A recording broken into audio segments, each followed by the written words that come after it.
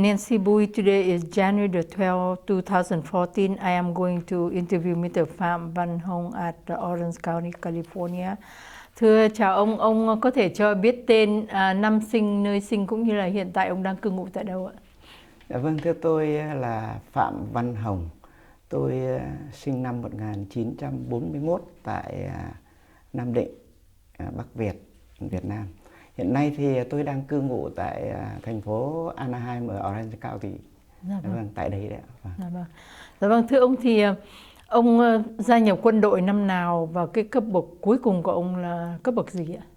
Vâng, tôi gia nhập vào khóa 20 Nguyễn Công Trứ, trường Võ bị Quốc gia Việt Nam năm 1963, ngày mùng 7 tháng 12. Tôi ra trường vào ngày 20 tháng 11 năm 1965. Thời đó là cái khóa của chúng tôi vì tình trạng chiến tranh cho nên rút ngắn lại học có 2 năm.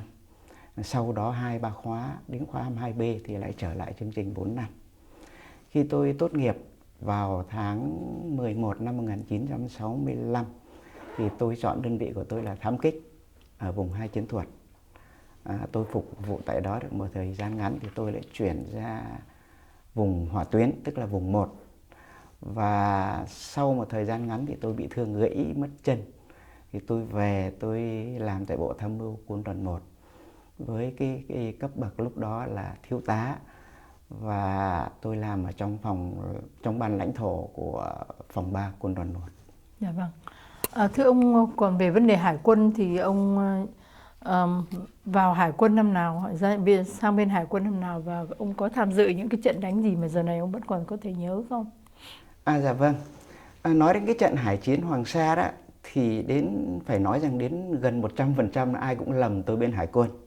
Nhưng mà thực ra tôi không phải là quân chủng hải quân, mà tôi chỉ là quân chủng lục quân và tôi là ở bộ binh. Thế nhưng mà sở dĩ tôi có mặt tại Hoàng Sa tại vì do lệnh của thượng cấp có một cái quyết định là muốn thiết lập một phi trường tại đảo Hoàng Sa. Thì tôi với danh nghĩa là một sĩ quan lãnh thổ của phòng 3 Quân đoàn 1 thì tôi phải hướng dẫn một phái đoàn gồm có công binh, và đi với tôi còn có một nhân viên tòa lãnh sự Hoa Kỳ tại Đà Nẵng, đó là anh Jerome Emil Koch. Thì cái điều đáng chú ý nhất là có ông Koch đi theo.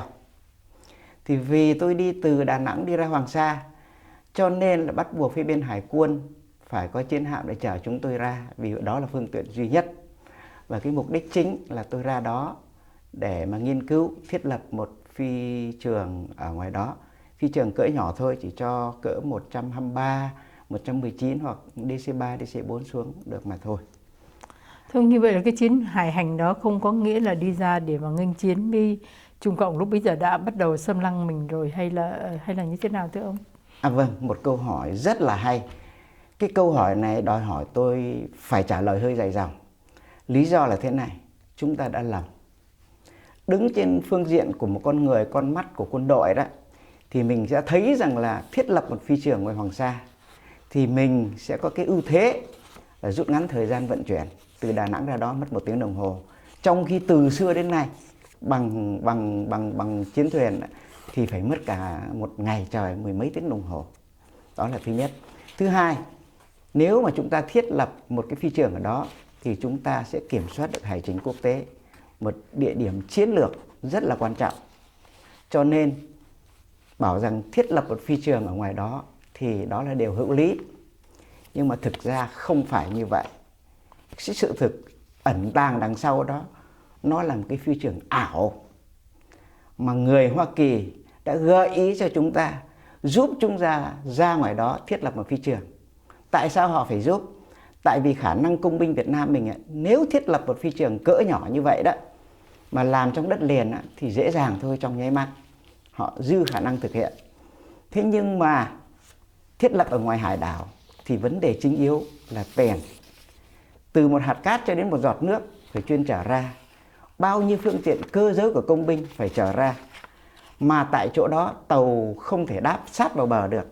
Mà cầu tàu hồi xưa đó, thời Tổng thống Diệm mà chở phân chim thì đã hư. Cho nên nói là thiết lập phi trường, nhưng biết bao nhiêu điều hỗ trợ cần đến nó. Cần đến gì? Cần đến tiền. Cho nên phải có một nhân viên bên Mỹ họ đi theo tôi để họ lượng giá. Và kèm theo tôi thì có 2 sĩ quan công binh, một ở bên công binh kiến tạo và một ở bên công binh chiến đấu ra để nghiên cứu. Nhưng mà thực sự không phải như vậy.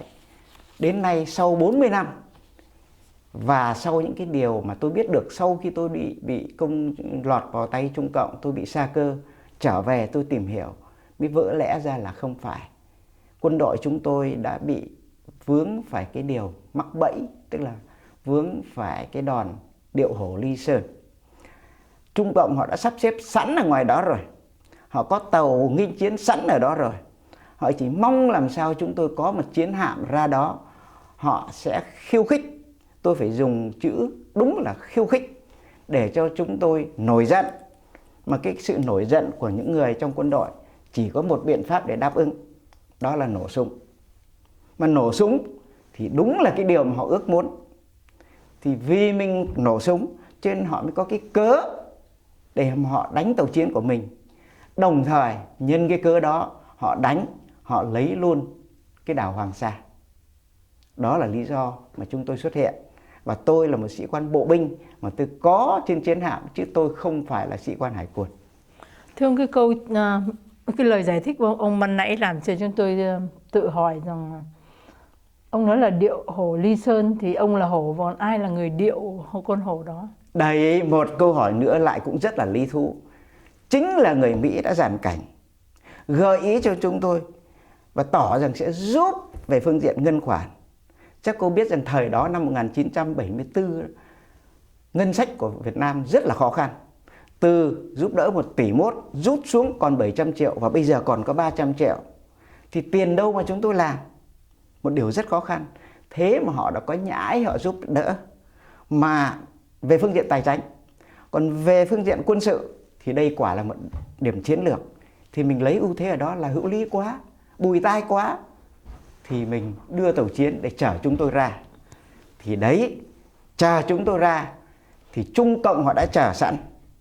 Họ chỉ chờ chúng tôi ra, họ khiêu khích cho đến độ mà chúng tôi không thể nhịn nổi, bắt buộc phải nổ súng. Mà tôi bị đưa trên tàu chiến, đem chiến hạm ra. Đó chính là chúng tôi bị điệu hổ Ly Sơn. Mà người điệu hổ chính là người đồng minh Hoa Kỳ. Tôi dùng chữ đồng minh rất là chua chát. Thưa, lúc bác nói đừng đập nó có tính. Dạ vâng. Thưa ông thì ông căn cứ vào đâu để mà ông nói là người điệu hổ Ly Sơn chính là người Hoa Kỳ? Dạ vâng. Tất cả 4 vị hạm trưởng HQ4, HQ5, HQ10 và HQ16 tuy rằng cùng có mặt trong cái trận đánh đó, nhưng mà tất cả những vị hạm trưởng đó đều không biết gì về ông Koch. Duy chỉ có một mình tôi là người đi sát cánh với ông, vì ông ấy thuộc phái đoàn của tôi và 2 anh sĩ quan công binh. Cho nên tôi biết rõ. Tôi sẽ đưa ra một vài cái chứng cớ. Thứ nhất là vì đi cạnh tôi, cho nên lúc trò chuyện tâm sự thì anh mới thổ lộ cho tôi biết rằng anh nguyên là một trung úy mũ xanh. Sau này anh ấy được tuyển sang làm ở bên tòa lãnh sự. Về phong tục tập quán của người Việt Nam thì anh cũng tâm sự, anh nói ồ, tôi rất quen với nước mắm, mắm tôm và cả thịt chó. Và tôi biết anh là người rất rành, sát với Việt Nam, phong tục tập quán của Việt Nam. Tình cờ vì ông đi cạnh tôi cho nên khi mà chúng tôi lên đảo đó thì anh trưởng đài khí tượng có nhà y nhường cho tôi cái ghế bố để tôi nằm, là vì tôi bị say sóng. Sau say sóng lại để say đất thì tôi mệt lắm rồi. Ông nhường tôi ghế bố để ông nằm, còn ông nằm dưới đất. Thì anh Koch nằm cạnh tôi. Thì mấy tiếng đồng hồ sau bất giác anh kéo cái sắt của anh ra, anh mở thì tình cờ tôi trông thấy, tôi không phải là tò mò, mà chỉ là một tình cờ tôi trông thấy anh tháo một cái túi của anh ra. Tôi thấy anh có tới 2 cây thuốc lá, tức là 20 gói thuốc lá và một cái túi nhỏ đựng đồ thoát hiểm mưu sinh. Mà anh em chúng tôi trong quân đội là nhìn đồ nghề là biết là cái dùng để vào việc gì. Gồm có bẫy, lưỡi câu, lưới. Tôi thắc mắc, tôi bảo đi công tác có 2 ngày mà trên chiến hạm thiếu gì thuốc lá. Có mang đi thì mang vài 3 gói đủ rồi, mà sao lại mang tới 20 gói? Chưa hết. Sau khi cái trận hải chiến đánh mà chúng tôi bị tràn ngập lên đảo, đến buổi xế chiều chúng tôi đói từ sáng sớm mà chưa ăn gì. Thì khi tập hợp ra ngoài bãi đó, thì anh ngồi cạnh tôi, thì anh hiểu là tôi đói. Anh mới mở cho tôi một cái hộp cá nhỏ lắm, nhỏ và mỏng hơn bao thuốc lá. Anh đưa tôi một miếng, thì cái lát cá nó cỡ chừng cái miếng kẹo chewing gum lát đó, nhỏ nhỏ vậy thôi. Anh đưa tôi ăn, thì tôi nhìn, thì con mắt của tôi thú thực mà nói, đói từ sáng giờ mà đưa miếng cá chừng này thì ăn thua gì. Nhưng mà anh ta hiểu được ý tôi, anh ta giải thích ngay. Anh bảo không, anh cứ ăn đi, ăn cái này đỡ đói. Té ra là thực phẩm đặc biệt, mà tôi ăn một lát cá mà tôi cảm thấy đầm bụng thật, mà anh ta cũng chỉ ăn có một lát thôi. Đó, chưa hết. Sau này khi tôi đi về, tôi mới được Bộ Tư lệnh Quân đoàn giải thích, cũng như anh em bên Hải quân giải thích cho tôi biết. Tôi mới hiểu ra rằng xung quanh chúng tôi không thiếu gì các chiến hạm của hạm đội 7. Nhưng mà cái trận hải chiến xảy ra, biết bao nhiêu anh em hải quân thoát hiểm mưu sinh xuống bè mà họ không kể cứu vớt. Nhưng mà nếu cô chủ Giang có theo dõi câu chuyện thời sự, theo dõi tin tức, thì biết rằng có một bè 4 cái kết hợp lại mà trôi dạt về mãi tận Quy Nhơn mới được chiếc thương thuyền của Hòa Lan, tức là hình như chiếc Cobionella, cứu vớt. Trong khi đó họ ở sát nách mình mà họ an binh bất động, vô can. Đó là bề ngoài. Còn bên trong, khi tôi bị bắt thì khoảng 3-4 tiếng đồng hồ sau khi mà tập hợp gom tất cả những người bị bắt lại, tôi là người sau cùng. Thì khi mà tôi từ trong lùm cây bị Trung Cộng nó dẫn tôi ra đó, thì tôi nhìn thấy anh Mỹ ngồi đó, đã có người nói tiếng Anh. Với mình bây giờ thì câu chuyện người nói tiếng Anh thì cái quá đơn giản, nhưng mà thời đó không phải là chuyện bình thường, rất bất bình thường. Bởi vì hồi đó chúng ta còn dùng cái từ ngữ là bên kia bức màn sắt, mà lại người Tàu mà lại nói được tiếng Anh.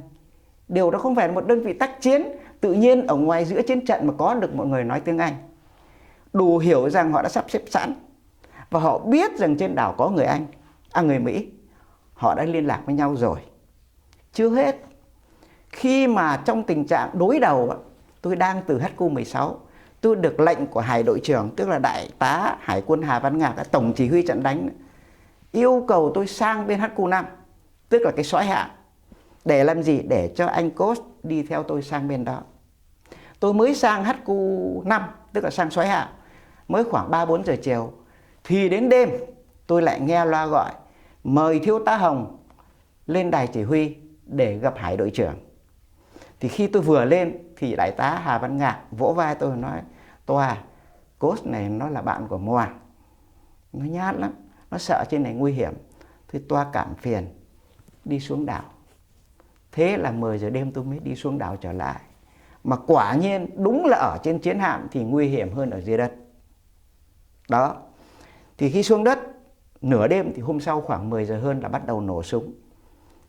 Thì con mắt của những người quân sự tôi đó, tôi lượng giá thì tôi hiểu ra được rằng khi họ đến tấn công lên đó, thí dụ như chúng tôi mà tấn công đó, thì cái mục tiêu đã xé nát với chúng tôi, rồi tôi mới đưa quân lên. Thế nhưng mà không, họ tác xạ bằng trực xạ, họ bắn vào tường trên tầm cao. Tức là họ không dùng súng vòng cầu để họ thả đạn rớt xuống mục tiêu cho nát mục tiêu, cho họ vơi lên. Họ cố tình để làm chi? Để những người trên đảo không chết. Những người trên đảo không chết không có nghĩa là họ thương tình anh em chúng tôi đâu, mà họ biết chắc chắn trên đó có một người Mỹ, cho nên họ phải tránh sát thương đến tối đa. Đó. Rồi, chưa hết. Khi sau này tôi bị bắt đưa lên trại thu dung tù binh huyện Huyền Hóa, tỉnh Quảng Đông, thành phố Quảng Châu, thì tất cả trên đường đi tôi đã được biết anh Cốt được đãi ngộ đặc biệt. Khi đi từ Đại Hải Nam bằng tàu Kronstadt đưa về đảo Hải Nam thì anh ta được ngồi riêng. Lên đến đảo anh ta được ở riêng. Và bắt đầu đi ra phi trường anh ta được đi xe riêng. Khi lên máy bay thì cùng chuyến bay với tôi, anh ta được mời lên trên cabin, trên chỗ phi hành đoàn. Chúng tôi ngồi bên dưới và bị còng tay, anh ta thì không. Khi xuống phi trường Quảng Châu, anh ta được ngồi xe jeep riêng. Và bây giờ là anh ta được cách ly, không ở với chúng tôi nữa. Chưa hết, một chi tiết nhỏ là cái lần xuống đảo trước đó 1-2 ngày thì anh ăn chung với tôi. Nhưng đến lần thứ hai, sau khi đại tá Hà Văn Ngạc nó bây giờ xuống lại đảo đó, thì anh ta khai bệnh. Mà cái bệnh này là bệnh bất thường, bất bình thường và đã có dự trù trước. Quả vậy, chỉ một tuần lễ sau khi bị nhốt ở trại thu dung tù binh, thì anh Cốt là người được đưa tên đầu tiên, với lý do anh ta bị bệnh mãn tính kinh niên, cho nên ưu tiên được về trước. Tất cả những cái dữ kiện đó rất là lớp lang, rất là chi tiết. Họ sắp xếp rất là kỹ lưỡng. Từ những cái điều đó tôi mới dám khẳng định rằng anh Cốt, anh biết hết đường đi nước bước, và chúng tôi chỉ là người đi theo mà không hề biết. Rồi, chưa hết. Tại sao lại tôi dám khẳng định rằng là Trung Cộng họ dàn cảnh trước, họ sắp xếp trước? Là vì thế này, ngoài đảo giữ đảo đó là Trung úy địa phương quân, anh Trung úy Phạm Hy. Anh có nói với tôi là tháng 10 vừa qua đó, có một chiếc thương thuyền nó lên, nó xin tránh bão, đồng thời nó cũng xin ít nước. Em không biết, mà khi lên đó, nó giỡn chơi với tụi em, xin lỗi, nó cho tụi em lính trang những cái bộ bài cào, kêu bằng hồi đó dùng cái chữ transit mode đó. Anh em trốn tìm, nhưng đâu có ngờ cái tàu đó chính là tàu do thám của Trung Cộng. Nó lên, nó nắm rất kỹ yếu tố nhân sự, vũ khí, phòng thủ của mình, nó biết hết, biết rõ cả rồi. Quân đội có cái điều thất thế nhất là địch biết rất rõ về ta, mà ta không biết gì về địch. Đó là điều tối kỵ. Mà anh em địa phương quân đã dính vào đúng điều đó. Cho nên khi Trung Cộng nó nghiên cứu mình rất kỹ rồi, nó đánh là chắc chắn, nó đủ mọi phương kế để mà nó đương đầu với cuộc chiến. Rồi, chưa hết, cái thời điểm cũng là thời điểm thích hợp. Nếu theo dõi thời sự thì biết rằng cái thời điểm đó, trước đó là Tổng thống Nixon, Kissinger đã bắt tay với Trung Cộng rồi. Cho nên sự sắp xếp thì mình là một nước nhỏ, cho nên mình thừa hiểu rằng quyền lợi của nước Mỹ là trên hết, tham vọng của Trung Cộng là trên hết. Còn sự tổn thất của Việt Nam không ai chú ý tới đâu. Cho nên chúng tôi hiểu cái thân phận cái nước nhỏ của chúng tôi. Tôi lại trở lại vấn đề. Khi mà tôi bị bắt, đưa về trại thu dung tù binh, ngày đầu tiên lên, họ thẩm vấn để lấy cung đó, thì họ có nói là hiện bây giờ tiến sĩ Kissinger đang ngồi ở Bắc Kinh. Tối nay tôi sẽ đem radio tới đây, tôi mở đài Bắc Kinh cho các anh nghe. Thì quả thật, đến tối khoảng đâu 7-8 giờ tối giờ, cái chương trình đó giờ của đài Bắc Kinh, tiếng nói Việt ngữ đó, thì đã loan tin này. Rồi lân la nói chuyện. Các anh ấy cao hứng thế nào đó, các anh mở luôn cho tôi nghe đài VOA, BBC và đài Úc Đại Lợi. Cho nên tôi biết hết tin tức qua ngôn ngữ Việt Nam. Đó, họ sắp xếp kỹ lắm, thì tôi biết hết. Rồi, chưa hết. Tất cả những người phỏng vấn chúng tôi đó, làm việc với chúng tôi đó, đều nói tiếng Việt Nam rất rành. Và giọng nói toàn giọng Bắc rất chính xác. Tôi đưa một thí dụ về cái sự chính xác cho cô nghe. Đi theo tôi là Trung úy Vũ Hà, là sĩ quan công binh Liên đoàn 8 công binh kiến tạo. Anh ta nói giọng Huế, cho nên anh ta nói chữ sữa Honda. Anh ta cự lại liền, anh toàn này không có sữa Honda nghe, chỉ có sữa Honda thôi. Còn sữa là sữa ông Thọ, chứ không có sữa Honda. Nói thế, một thí dụ rất cụ thể để cô hiểu rằng họ rành tiếng Việt đến như thế nào. Chưa hết, lại cũng một lần, không biết vì vô ý hay cố tình, một người cán bộ đã nói với anh Trung úy Phạm Hy đó, tức là cái anh sĩ quan địa phương quân ở tiểu khu Quảng Nam đó. Anh ta nói rằng là bây giờ đi tắt từ huyện Đại Lộc về đến Hội An, đi đường nào gần nhất? Thú thực với cô, tôi là sĩ quan lãnh thổ phòng 3 quân đoàn, tôi không biết đi tắt đường nào cho nó gần. Vì nếu tôi đi trực thăng hoặc đi theo đoàn quân, chứ tôi có len lỏi vào hạ làng xóm làm chi mà tôi biết. Ngay cả đến nỗi anh Trung úy Phạm Hy cũng phải thổ lộ với tôi: thiếu tá, em không ngờ nó rành mình đến thế. Nó biết là đi đường tắt từ huyện Đại Lộc về Hội An, đi đường nào. Vậy nó là ai? Nó chính là nuôi ong tay áo. Nó chính là cái bọn cõng rắn về cắn gà nhà Bắc Việt. Đã có những cán bộ Trung Cộng nằm trong đó, nó nghiên cứu kỹ cả từ tỉnh Quảng Nam cho đến đảo Hoàng Sa, là cái nơi từ đơn vị hành chánh cho đến nơi cái địa phương chính đó. Kỹ lưỡng đến như vậy. Những yếu tố được gộp lại để cho tôi có thể kết luận rằng họ đã xếp xếp với nhau rồi. Chúng ta chỉ là nạn nhân, thưa cô Triều Giang. Dạ vâng. Thưa ông ơi, trình bày thì nghe nó cũng rất có lớp lang và nó cũng rất có lý. Tuy nhiên là người nghe là chính như bản thân tôi là một người phụ nữ mà cũng không có rành gì về chiến trận nhiều đó, thì cảm thấy là Trung Cộng và Việt Cộng nó họ có thể bắt tay với nhau, bởi vì trong cái công hàm của ông Phạm Văn Đồng năm 1958 ông ký là ông công nhận đảo Hoàng Sa và Trường Sa là thuộc của Trung Cộng đó, thì là mình hiểu được. Tuy nhiên là cái vai trò của người Mỹ mà nói là có sắp xếp ở đây đó, thì qua những cái hành tung của ông Coast mà đi cùng với ông đó, thì chúng tôi vẫn thấy chưa có gọi như là thuyết phục lắm về cái vấn đề là người Mỹ có dính dáng vào cái vấn đề là dẫn người Trung Quốc để mà đến chiếm Hoàng Sa và dụ Việt Nam Cộng Hòa ra để nổ phát súng, và đó là lý do để mà họ chiếm Hoàng Sa.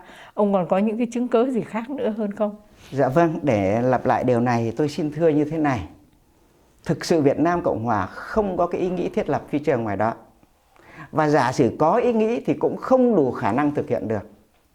Nhưng mà chính người Mỹ đã gợi ý cho chúng ta thiết lập một phi trường ngoài đó. Cho nên tôi mới được lệnh của thượng cấp thành lập một phái đoàn để đem ra ngoài đó nghiên cứu thiết lập phi trường. Đó, chứ không phải rồi. Chưa hết, khi mà đụng trận thì dĩ nhiên Việt Nam Cộng Hòa cũng không phải là hèn nhát ngồi im đâu, cũng có phản ứng. Đến nỗi mà sau này về tôi mới biết, lúc đó thì tôi không biết.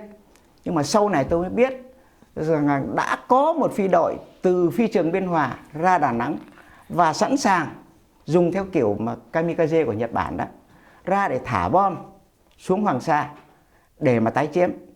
Mà lúc tôi ở ngoài đảo thì tôi có được nghe gọi máy báo cho tôi biết là thiếu tá Hồng hãy bình tĩnh, sẽ có máy bay ra oanh tạc và yểm trợ thiếu tá. Chính vì điều đó làm cho tôi trốn kỹ mà tôi nhất định không chịu ra đầu hàng. Cho nên tôi là người bị bắt 3 tiếng đồng hồ sau khi nó đã tràn lên đảo. Là vì tôi yên chí, tôi bảo rằng nếu mà Việt Nam Cộng Hòa có đem phi cơ ra đây oanh tạc mà tôi có chết đi nữa thì tất cả hơn một tiểu đoàn của Trung Cộng sang đây cũng tan xác. Tôi chấp nhận điều đó. Rồi, khi tôi trở về, sau khi mà bị lưu lạc ở bên Trung Cộng trở về, tôi mới hỏi ông Trung tá Phó trưởng phòng 3 đó. Tôi hỏi tại sao tôi nghe trên máy vô tuyến báo cho tôi biết là có máy bay ra oanh kích để hỗ trợ chúng tôi mà không có. Thì ông bảo rằng là tất cả đã sẵn sàng rồi. Và Bộ Tư lệnh Quân đoàn đã sắp xếp kế hoạch cho tàu chiến ra giữa đường, chờ sẵn để nếu phi công ra ngoài đó bay trở về không đủ nhiên liệu, có nhảy dù xuống biển thì mình đã có tàu biển chờ sẵn. Nhưng rất tiếc, kế hoạch không thực hiện được bởi vì người Mỹ cản. Lại lý do là không nên làm cái điều mạo hiểm đó, là vì trên nguyên tắc chiến tranh họ có thể truy kích từ nơi xuất phát, tức là xuất phát từ Đà Nẵng. Mà nếu như vậy thì dân chúng ở Đà Nẵng sẽ thiệt hại rất là tai hại. Cho nên ngừng, họ cản lại. Rồi, đó là một điều. Điều thứ hai, sau này tôi mới biết là một số sĩ quan không quân đó, có nói chuyện lại với tôi đó, là thằng Mỹ nó chơi trò. Mà anh ấy dùng cái tiếng gì mà bây giờ tôi quên mất rồi, cái từ ngữ chuyên môn. Bảo rằng là nếu có gài bom đưa lên máy bay thả đó, thì những quả bom nó rớt xuống đó, nó cũng chỉ là những khối sắt vô tri, không kích nổ được. Nói như vậy để cô Triều Giang thấy rằng là mình có phản ứng chứ không phải là không. Thế nhưng mà họ cố tình, họ cản lại. Thả bom họ không thả, mà có thả thì bom cũng không nổ. Thế thì thả bom làm gì? Chưa hết. Lại còn một điều nữa là tôi có cái dịp ra ngoài Phú Vân Lâu ở Huế đó, để tôi thuyết trình cho 2 buổi. Một cho quân dân cán chính tỉnh Thừa Thiên, một cho các quân nhân đồn trú vùng đó. Sau đó tôi được về tôi gặp ông tham mưu trưởng, đại tá tham mưu trưởng Tiền phương quân đoàn 1. Thì ông có tâm sự với tôi. Ông nói: Tòa, Moa mới nói chuyện với anh cố vấn quân đoàn. nó thắc mắc là tại sao Trung Cộng nó lại đánh Hoàng Sa.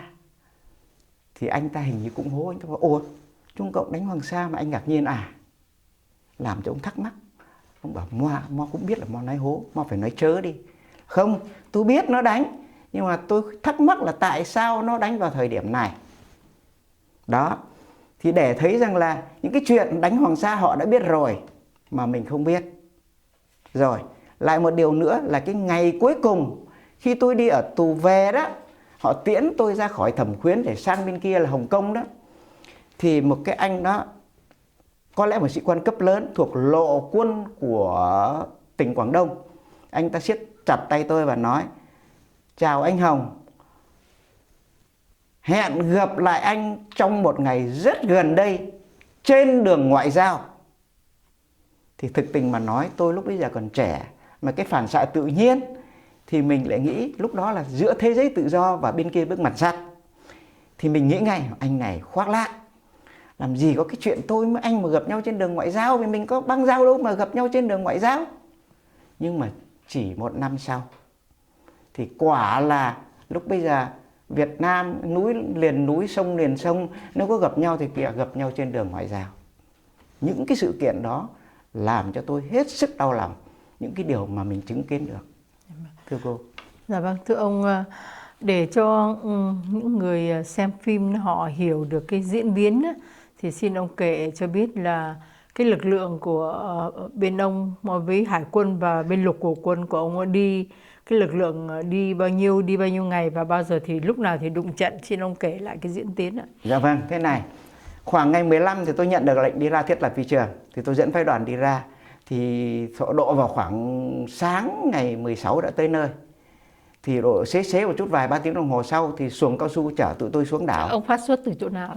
Tôi phát xuất từ Đà Nẵng, từ quân cảng Tiên Sa, đi HQ-16 do Hải quân Trung tá Lê Văn Thự làm hạm trưởng đưa chúng tôi ra. Thì khi ra lúc bây giờ khởi hành khoảng 6 giờ chiều, thì khoảng 9-10 giờ sáng gì đó thì tới nơi. Rồi sau đó thì đưa chúng tôi xuống đảo bằng xuồng cao su. Thì hai anh sĩ quan công binh, 2 người hạ sĩ quan đi theo 2 ông đó, và tôi và anh Cốt. Như vậy tổng số chúng tôi có 6 người. Thì đi xuống đảo thì ở dưới đảo có một trung đội địa phương quân. Nói là một trung đội nhưng quân số nó không đủ đâu, nó có trên 20 người à. Chỉ huy bởi một trung úy địa phương quân. Và trên đó có một nhóm khí tượng, họ ở đó từ mấy chục năm nay rồi. Họ có 4 người, trong đó có một ông là trưởng đài. Thì chúng tôi làm việc thì nhanh lắm. Thì 2 sĩ quan nghề của họ rồi, 2 sĩ quan công binh họ đo đạc chiều ngang, chiều rộng, chiều dài nó độ khoảng 1 cây số, chiều ngang chừng 600 thước. Thì họ nhìn thổ nhưỡng như thế nào, cấu tạo đất đá thì họ biết ngay. Còn yếu tố thời tiết thì đừng lo, tại vì khí tượng họ ở sẵn đó rồi, cho nên họ có thể cung cấp dữ kiện về thời tiết cho mình chu kỳ đủ 1 năm, dễ dàng. Còn ông Cốt thì ông đi theo là ông lượng giá, coi hết bao nhiêu tiền, đại khái nó chỉ có vậy thôi. Còn tôi với cương vị là trưởng phái đoàn thì tôi sẽ phải tổng hợp tất cả những cái dữ kiện đó để tôi làm một báo cáo tổng hợp trình lên thượng cấp để thực hiện. Đấy là lý thuyết thì nói như vậy, nhưng mà như tôi đã trình bày hồi nãy, nó không phải như vậy. Rồi, thì khi tôi xuống đó ở 1 ngày thì công việc xong, tôi gọi CM5 cho tàu vào đón tôi thì không thấy tàu đó. Và phải chờ 1 ngày nữa mới được lên tàu.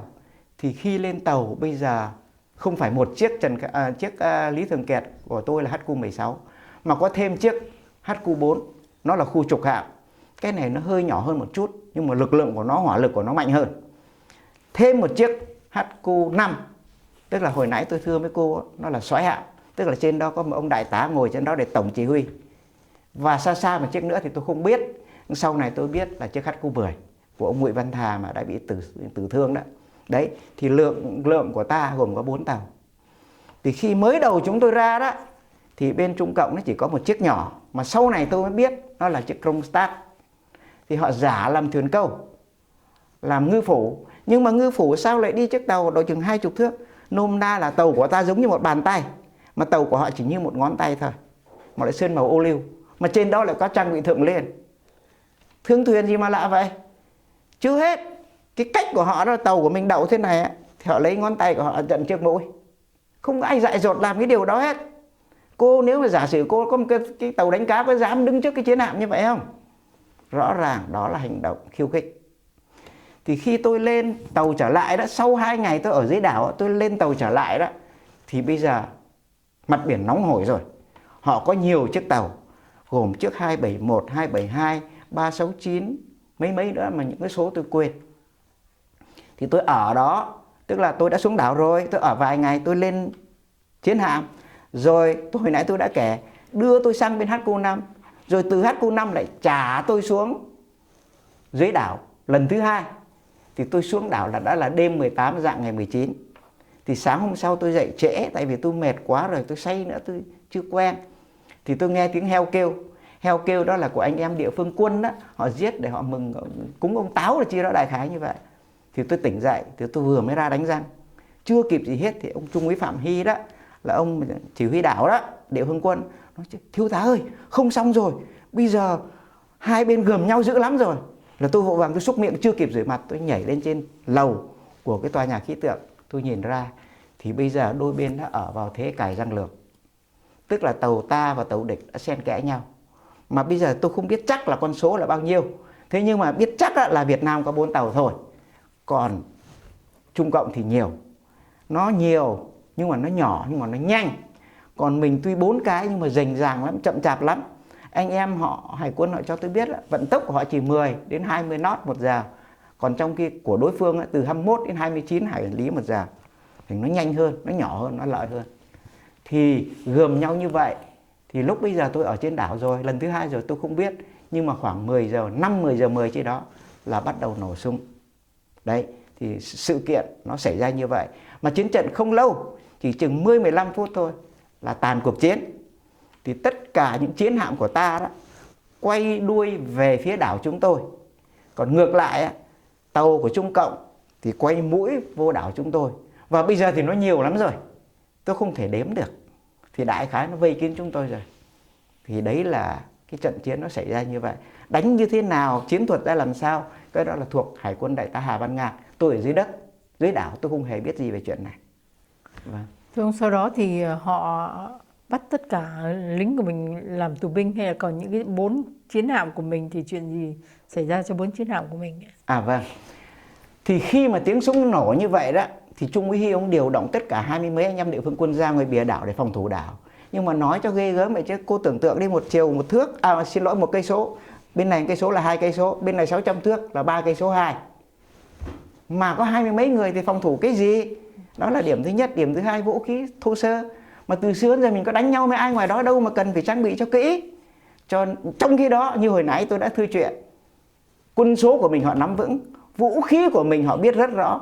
Họ đem một tiểu đoàn lên. Mà cái chiến thuật biển người là nghề của Trung Cộng. Thời điểm đó nó có 800 triệu, mình có 20 triệu thì làm sao mình đánh cho lại. Quân số mình 20 người, nó một tiểu đoàn làm sao đánh cho hơn. Cho nên chúng tôi thua là cái chuyện không có gì gọi là khó hiểu. Thì khi nó tràn lên đảo như vậy đó, tôi đang ở trong phòng truyền tin. Mà thưa với cô, tôi cũng phải nói cho nó hơi dài dòng một chút, là bây giờ mọi phương tiện truyền tin đều bị cắt đứt. Tôi chỉ liên lạc bằng C-25. C-25 tức là cái máy nó chỉ nói xa tối đa khoảng 10 dặm mà thôi. Mà trong khi đó cái tàu Trần Khánh Dư của tôi hệ thống truyền tin bị hư, điện bị cúp, họ không liên lạc được. Họ nhờ tôi gọi về Đà Nẵng, thành rất khó khăn. Cho nên tôi bị tràn ngập. Độ vào khoảng gần 11 giờ là họ lên, họ bắt hết tù binh trừ một mình tôi. Vì tôi trốn ở ngoài lùm cây, tôi thì lại nhỏ con, trốn rất kỹ. Hơn nữa tôi lại được nghe là sẽ có phi cơ ra oanh kích, cho nên tôi không ra đầu hàng. Nó phải 3 tiếng đồng hồ nhau, nó dàn hàng ngang, nó đi lục từng gốc cây một. Lúc bây giờ bắt được tôi lên. Thì bắt tôi lên khoảng 1 giờ trưa, ngủ ở đó đến chiều nó cho ăn cơm. Sáng sớm 4-5 giờ sáng chi đó đưa xuống tàu. Chờ tụi tôi bằng những cái Kronstadt, nó nhiều lắm, cả mấy chục chiếc, bao nhiêu 20 mấy anh hải quân, địa phương quân, 4 ông khí tượng, nhóm chúng tôi 6 người. Và bên kia đảo Money, tức là đảo Robert đó, Cam Tuyền đó, cũng có 15 anh hải quân bên đó cũng bị bắt luôn. Nó chở hết về Hải Nam. Về Hải Nam lúc bây giờ cũng cỡ 10 giờ sáng chi đó, 11 giờ, cho chúng tôi ăn một bữa ở đó. Rồi đưa cái nhóm sĩ quan của tôi và anh Coach lên máy bay đi về Quảng Đông, thành phố Quảng Châu. Còn những người khí tượng và anh em hạ sĩ quan thì đi tiếp tục bằng tàu thủy về sông Châu Giang tại thành phố Quảng Châu. Cho nên chúng tôi về đó thì ngay trong đêm 20 đó, 19 bị đánh, đêm 20 đưa về. Còn những anh em hạ sĩ quan với khí tượng thì 2 ngày sau mới tới nơi, thì nhốt chúng tôi ở đó. Đó thì họ bắt đầu họ khai thác. Thì cái Trung úy Dũng đó ở bên cái đảo Robert đó, họ bắt được, họ khai thác đầu tiên. Tại vì trên nguyên tắc quân đội mà, họ phải khai thác anh hải quân, để nếu có chiến trận xảy ra thì họ biết các yếu tố về hải quân để họ có đôi sách. Còn tôi thì họ khai thác ngay trên đảo, họ đã biết có một thiếu tá. Cũng xin nói ngay là khi bắt được tôi, nó nói liền thiếu tá, nói bằng tiếng Việt. Lý do là vì họ khai thác mấy chục người tù binh đó, mấy anh cốt, mấy đoàn công binh đó, nó đã biết còn thiếu một ông thiếu tá, cho nên bắt được tôi thì đúng là thiếu tá.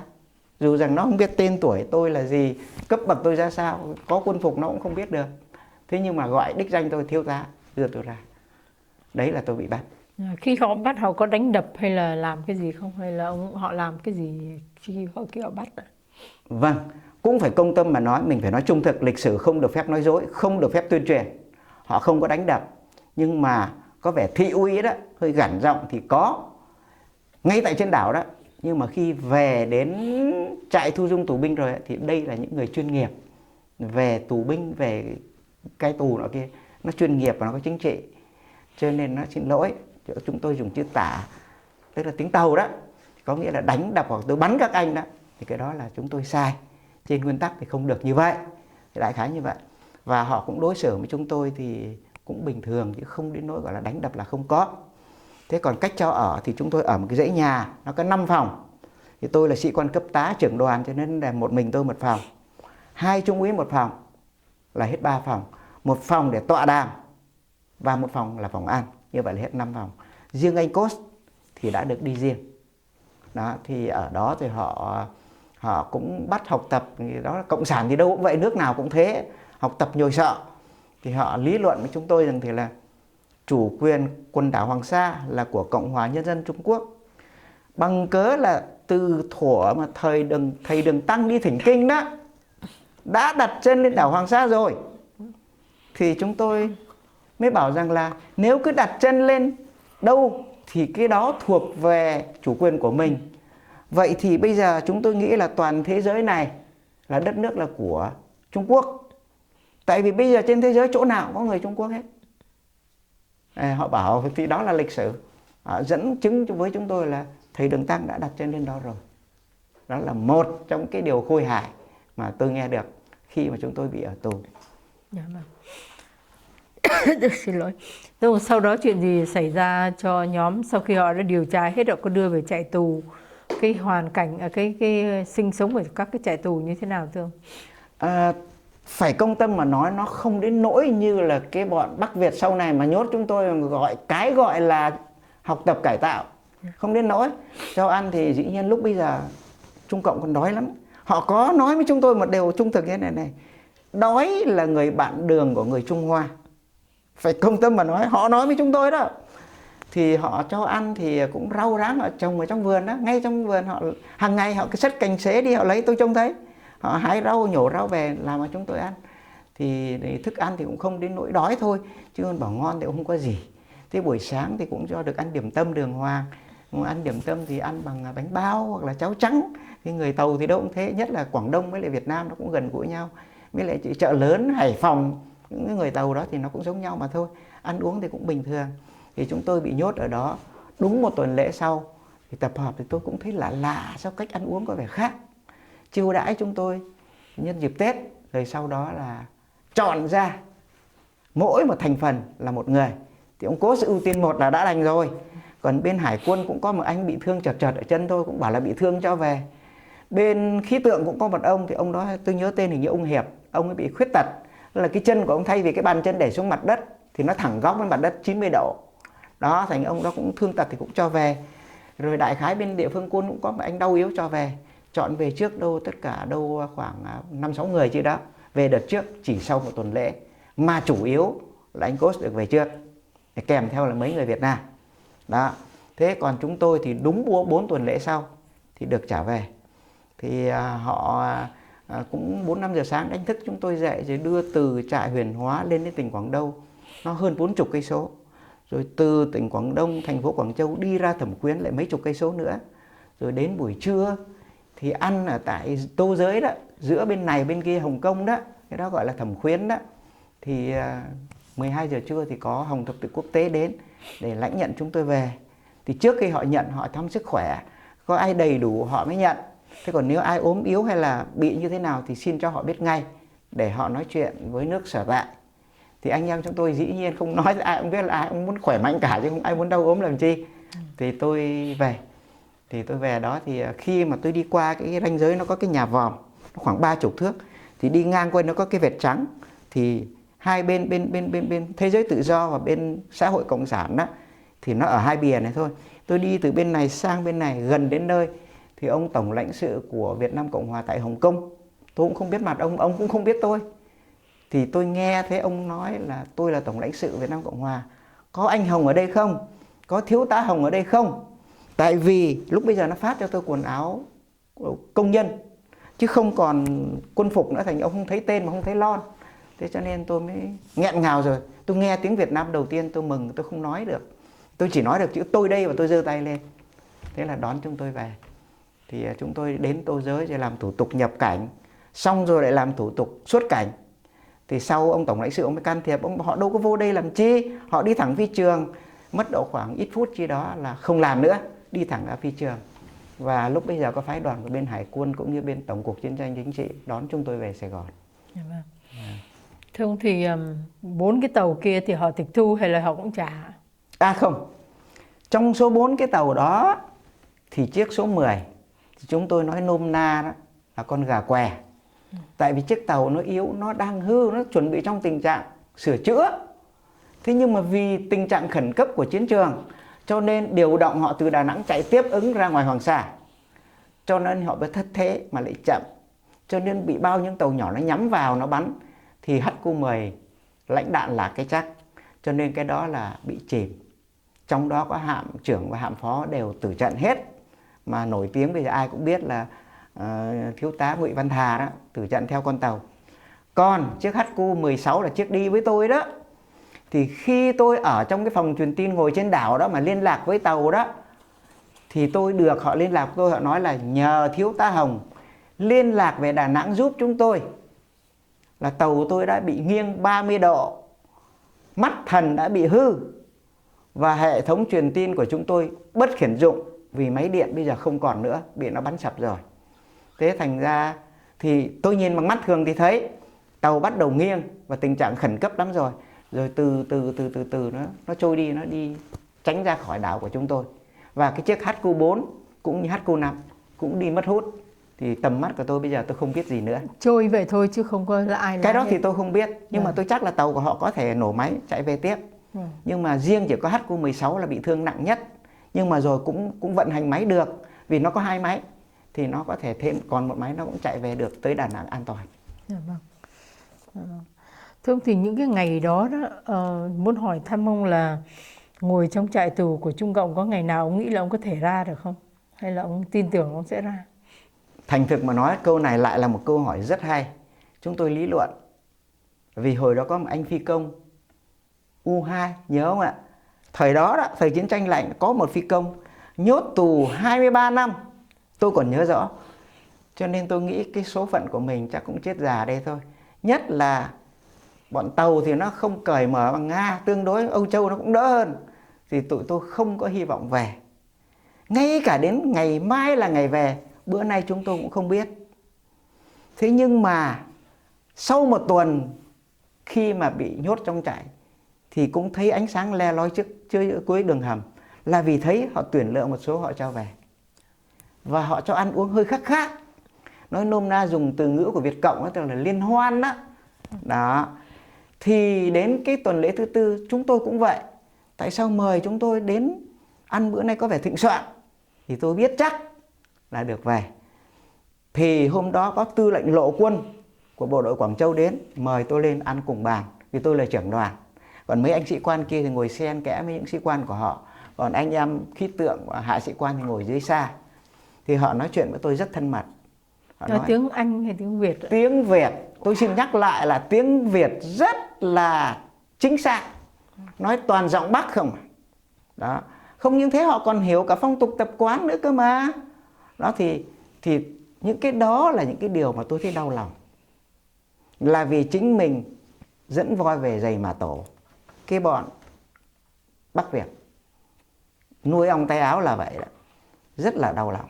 Nhất là hồi nãy tôi đã kể lại với cô là nó bảo rằng gặp lại trong một ngày rất gần đây, mà tôi ngây thơ quá, tôi không biết gì. Mãi một năm sau tôi mới suy nghiệm ra. Đó, tất cả mình đều không biết gì hết. Trong khi đó thì thân phận của đất nước mình, những cái sĩ quan cấp trung của họ đã biết được rồi. Hay là cái chuyện ông cố vấn hồi nãy ông nói đánh Hoàng Sa mà anh ngạc nhiên là họ đã biết cả rồi. Trong khi mình thì mình chưa biết tới đó. Đó là theo cái sự suy nghĩ của tôi. Thưa ông, thấy nãy trong hình bà nhà với lại cháu nhỏ là lúc bây giờ còn quá bé, rồi bà còn rất trẻ mà cháu còn quá nhỏ, thì những ngày tháng đó lúc mà ông ở bên kia có liên lạc được với bà hay không? Ồ, thế giới tự do và thế giới cộng sản ở bên kia bức màn sắt mà ai biết ai. Ngay cả chuyện tôi bị bắt ở nhà cũng không biết. Bởi vì lúc đấy giờ báo cáo ở quân đội của mình chỉ biết rằng đã mất tích. Thì mất tích có nghĩa là chìm trôi dưới biển, hoặc bị bắt hoặc làm sao, đâu có ai biết gì đâu. Thế nhưng mà may cho tôi là người duy nhất, còn những người khác thì hầm hiu hơn. Là trong cái bản tin hồi nãy tôi có kể đó, thì nó có nói thế này. Trong cuộc chiến đấu giữa quân Chí Nguyện Quân của Cộng hòa Nhân dân Trung Quốc với quân đội Sài Gòn đã bắt được 48 quân nhân Việt Nam và một người Mỹ, trong đó có thiếu tá Phạm Văn Hồng. Thì gia đình tôi ở Việt Nam, dĩ nhiên là đài BBC, VOA, Úc Đại Lợi, Bắc Kinh là nghe liên tục, là cứ canh giờ để mà nghe. Cho nên biết rằng vậy thì người thân của mình còn sống. Còn 40 mấy người kia không biết, bị chìm hay bị chết hay bị bắt đâu có biết được. Thì đấy là cái thân phận của chúng tôi trong giai đoạn đó. Mà tôi là người duy nhất gia đình biết sớm nhất là còn sống. Nhưng mà có về được hay không thì cũng chỉ là hy vọng, chứ không có một chút nào gọi là để một cái mấu chốt gì để mà tin tưởng.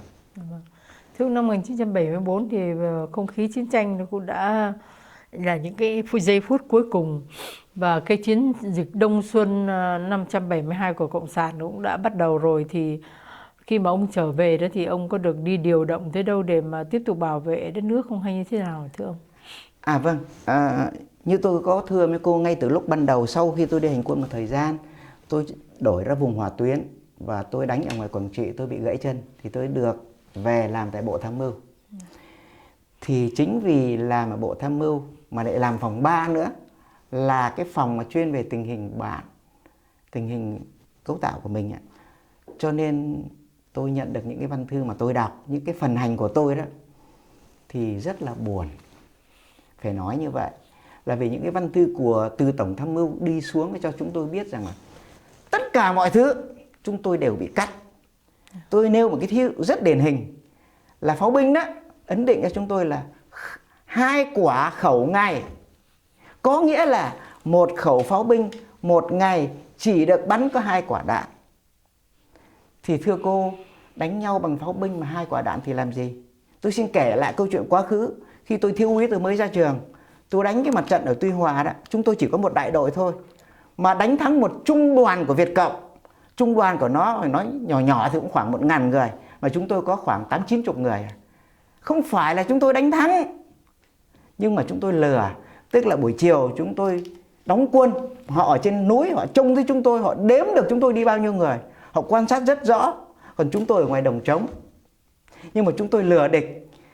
Buổi chiều cũng cuốc đất, cũng đào hố nọ kia đóng quân, nhưng mà trời vừa sẩm tối một cái, chúng tôi rút lui khoảng 500 thước khỏi cái chỗ chúng tôi đóng quân.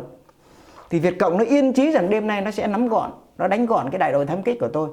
Vì cái đại đội thám kích của chúng tôi là cái đại đội đã gây phiền nhiễu cho nó nhiều quá, nó bực bội, nó phải diệt cho bằng gọn. Bữa nay thì nó sẽ hốt sạch cái đại đội này ấy. Thế nhưng mà chúng tôi rút lui khỏi rồi, thì khi đêm đến 3 giờ sáng nó tràn xuống nó tấn công, đó là bãi đất trống.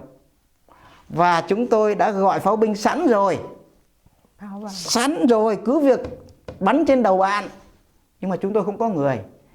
Thì cô tưởng tượng pháo binh lúc bây giờ của Hải quân Mỹ cộng với pháo binh diện địa, tức là pháo binh của tiểu khu đó, cộng với pháo binh của sư đoàn 52 bắn. Thưa mấy cô rằng đạn pháo binh nó nổ giống như đại liên, rầm rầm rầm rầm rầm rầm rầm rầm. Bây giờ đến giai đoạn này, tôi ngồi trên phòng 3 tôi đọc cái văn thư thú thực, tôi rớt nước mắt. 2 quả ngày thì đánh với ai? Chưa hết. Xăng nhớt đó, 4 lít, tức là 1 gallon. Xe Jeep của nó, xe quân đội, nó ăn xăng ghê lắm. Làm được cái gì? Rồi, tôi lại có một vị đàn anh. Ông nói cho tôi biết ông làm về Tổng cục Tiếp vận. Ông nói trong cuộc họp, bây giờ sau này mình mới thấy nó lộ ra. Trong cuộc họp nó hỏi, thí dụ nó hỏi về sư đoàn dù chẳng hạn. Nó hạch hỏi, nó hỏi là còn bao nhiêu. Bây giờ cấu tạo nuôi dưỡng một sư đoàn dù quá nặng nề, không có ngân sách, đề nghị hủy bỏ, có lẽ giải tán sư đoàn dù. Quân đội mà không có lực lượng tổng dự bị thì đánh cái gì? Lực lượng dù thì có lục chiến là những lực lượng rất cần thiết, mà đã manh nha cái ý nghĩ nó muốn giải tán, tức là làm cho lực lượng của mình càng ngày càng suy yếu đi. Trong khi đó thì đối phương càng ngày càng được yểm trợ, càng được tiếp vận phong phú hơn, dồi dào hơn. Thì cái thế của cái cuộc chiến nó như thế nào thì không cần phải là nhà quân sự cũng đã thấy rõ rồi. Thân phận nó ra sao biết hết. Chưa kể là trên trường chính trị, trên những bàn hội nghị, chúng ta luôn luôn ở thế bị ép buộc. Thưa ông, thì sau cái ngày 30 tháng 4 năm 75, những cái ngày cuối của Việt Nam Cộng Hòa, thì ông đã ở đâu và ông đã làm gì ạ? Nói đến đây lại thêm một cái sự đau lòng nữa. Tôi lúc bấy giờ tôi mới rời quân đoàn 1 để sang đặc khu Đà Nẵng. Nhưng mà tôi cũng vẫn còn lẩn vẩn ở, lúc bây giờ đã là cuối tháng 3 rồi. Tôi vẫn còn lẩn vẩn quanh đó thôi. Bộ Tư lệnh quân đoàn thì cũng đóng ở Đà Nẵng, mà tôi sang đặc khu Đà Nẵng thì tôi cũng vẫn ở Đà Nẵng. Thì tình hình dầu sôi lửa bỏng. Dân ở thành phố lúc bây giờ đó, trước đó là khoảng 600-700 ngàn thôi, bây giờ kéo về cả 2 triệu người. Chỗ không có mà đứng, chật chội, xô bồ lắm rồi. Tình hình về thành thực mà nói hỗn loạn. Tại về vùng 2 đã rút rồi, tác dụng tâm lý rất lớn, không những cho quân nhân mà cả dân chúng. Cho nên bao nhiêu người từ Quảng Trị kéo về Huế, rồi lại từ Huế đổ xô về Đà Nẵng. Rồi ngược lại từ trong Nam, tức là cái hướng Quảng Ngãi, Quảng Tín lại cũng kéo về Đà Nẵng. Một thành phố tan nát, xô bồ. Thành ra phải thành thực mà nói, khoảng một tuần lễ trước khi ngày 29 tháng 3 là cái ngày mà Đà Nẵng hoàn toàn mất. Thì không mất thì rồi cũng mất. Và cũng phải thưa ngay rằng Việt Cộng không phải là thắng Đà Nẵng hay lấy Đà Nẵng, mà Đà Nẵng bị bỏ ngỏ. Mình phải hiểu rõ hai vấn đề đó. Nếu như có chiến trận, có đánh nhau thì bảo là mình thua. Nên rằng đây không có đánh, nói chỉ có việc vào thôi. Bây giờ tôi nói cái này thì xin quý vị bên tôn giáo đừng có cho là tôi có ý gì về tôn giáo, tôi chỉ nói lại một cách trung thực thôi. Thí dụ có nhiều vị chức sắc tôn giáo đứng lên trên những cái xe mà mắt tôi trông thấy, đón giải phóng quân vào thành phố một cách rất là mừng rỡ, trong khi anh em chúng tôi thì lại thấy là rất đau lòng. Đó là cái tâm trạng, cái thực trạng của chúng tôi trong những ngày cuối tháng 3. Mà bây giờ tuy rằng đã mấy chục năm rồi, nhưng mà cái hình ảnh của thành phố Đà Nẵng tôi không thể quên được. Tôi đi chiếc xe Jeep từ phi trường Đà Nẵng. Tôi lại xin kể lại là cái máy bay Air Việt Nam đó, cái chuyến cuối cùng mà có một phóng viên người Đức ở trên đó đó, thì tôi cũng chứng kiến cái đó, mà cháu ruột tôi kêu tôi bằng chú đó, bị mất tích trong cái việc đó. Nó kéo lết người như thế này này. Khi máy bay nó cất cánh lên, tôi đứng dưới đất tôi nhìn lên, người nó cứ rớt xuống như này. Đến xuống bãi biển Thanh Bình thì cả gia đình nhà tôi không thể cầm được nước mắt. Tối về mở đài BBC lại nghe họ kể lại nữa. Tàn cái trận đó rồi, tôi bắt đầu đi xe Jeep từ phi trường Đà Nẵng trở ra. Dọc đường, súng đạn, quân phục rơi đầy đường. Chưa kể là cái máy bay mà nó bay đó, nó cán lên một người đàn bà cỡ chừng trên 30 tuổi. Có nhiều người gọi tôi bảo thiếu tá hãy bắn cho bà chết đi. Tôi có bắn được đâu, tôi không thể đủ can đảm làm được chuyện đó. Mặc dầu rằng trên phương diện nhân đạo thì hiểu rằng đó là phật chúng ân huệ, chứ để bà thôi thoát thì cũng tội quá. Bây giờ ai giữa cái lúc xô bồ như thế này, ai là người nhận ai là thân nhân của bà này. Nhưng mà tôi có đủ can đảm bắn được không? Chắc là không, thì tôi cũng bỏ đi. Trong tôi, cái đầu óc tôi nó như vậy. Về đến ngang chợ mới lại thấy mấy cái xác nằm rải rác bên lề đường, vắt va vắt vẻo, không thành hình người. Thì những cái hình ảnh như vậy thì bảo rằng chúng tôi bây giờ hòa đồng hay hòa hợp hay là thôi chuyện cũ bỏ qua, thì thưa mấy cô chắc nó cũng khó lắm chứ không phải dễ đâu. Hình ảnh nó còn ở trong đầu, bảo tôi xóa đi làm sao tôi xóa cho được. Vâng thưa cô. Rồi chuyện gì xảy ra cho ông và cho gia đình sau đó hả? Dạ vâng, gia đình tôi lại cũng là một gia đình ly tán. Nhưng hồi nãy tôi vừa mới cô thưa với cô đó, ở trong phi trường đó rồi tôi mất một đứa cháu kêu bằng chú ruột, con của anh tôi. Anh tôi là một trung đoàn trưởng, ông cứ miệt mài với đơn vị. Còn tôi là thiếu tá làm bộ tư lệnh quân đoàn, thì phải công tâm mà nói, dù sao tôi cũng còn làm việc tựa như hành chánh, tức là ngày ngày đi làm về thì ở nhà gửi hết cho em, tức là tôi phụ trách gia đình. Nhưng mà đến phút chót không ngờ nó ly tán đến như vậy. Tôi đưa chị tôi, mẹ tôi nữa, lúc bây giờ cũng đã 80 tuổi rồi, đưa ra phi trường. Đông người quá, một mình tôi không cán đáng nổi. Tôi nhờ một anh lính và một anh tài xế nữa giúp đỡ. Rồi anh nó bồng cái đứa cháu tôi vài ba tuổi chứ đó, rồi nó đi mất tiêu đâu. Nó đông người lắm, không ai kiểm soát được ai.